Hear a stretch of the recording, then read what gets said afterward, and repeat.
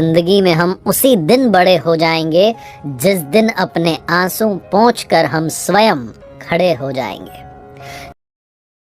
एक बड़ी छोटी सी कहानी एक गांव की, जहां के किसानों की किसी बात से नाराज होकर के, क्रोधित होकर के इंद्रदेव ने कह दिया कि आपके यहाँ अब 12 वर्षों तक फसल नहीं होगी, क्योंकि 12 वर्षों तक वर्षा नहीं होगी, बरसात नहीं होगी। गांव के किसान बड़े परेशान हुए कि ये क्या हो गया।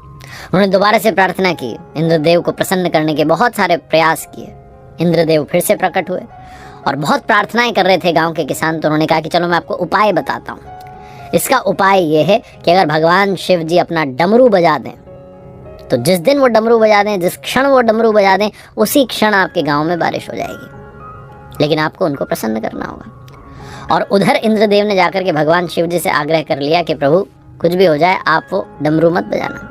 गांव के जो किसान हैं उनकी बात से मैं नाराज हो गया हूँ और प्रसन्न हो गया हूँ और मुझे क्रोध आया, तो मैंने कह दिया अब आप मेरी बात रख लेना। गांव के किसानों ने प्रार्थना की प्रभु को प्रसन्न करने की, भगवान शिव जी को प्रसन्न करने की। भगवान शिव जी ने दर्शन दिए तो गांव के किसानों ने वही बात रखी कि इंद्रदेव नाराज हो गए, क्रोधित हो गए, आप कुछ चमत्कार कीजिए, डमरू बजा दीजिए, बारिश हो जाएगी। भगवान शिव जी ने भी कह दिया कि अब तो डमरू 12 वर्षों के बाद ही बजेगा। गांव के किसानों को लगा कि अब तो कुछ भी नहीं हो सकता, हमने सारे प्रयास, सारे प्रयत्न कर लिए, अब क्या करें। तो गांव के जो किसान थे वो अपने अपने घरों में रहने लगे।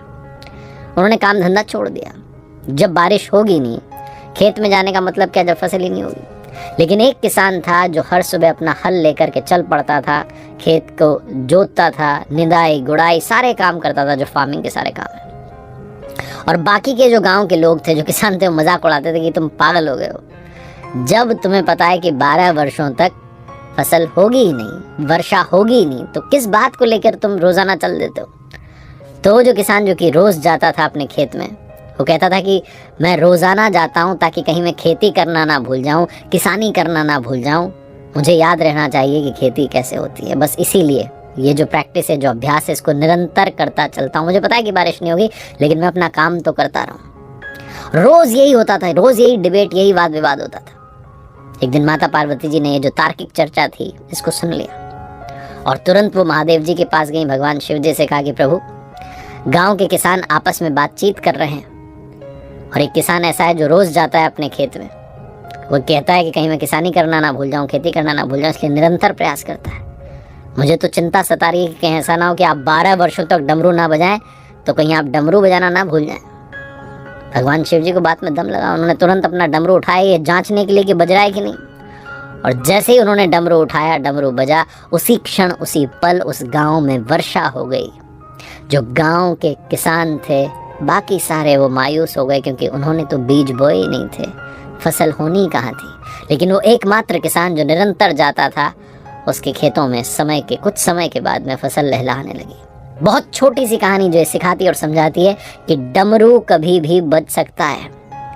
इसीलिए अपनी ओर से मेहनत करना मत छोड़िए, अभ्यास करना मत छोड़िए, निरंतर प्रयत्न करते रहिए। जब आपको लगता है कि सारे दरवाजे बंद हो गए, तो पता नहीं कब कहाँ से कोई खिड़की खुल जाए और आपको उम्मीद की किरण नजर आ जाए।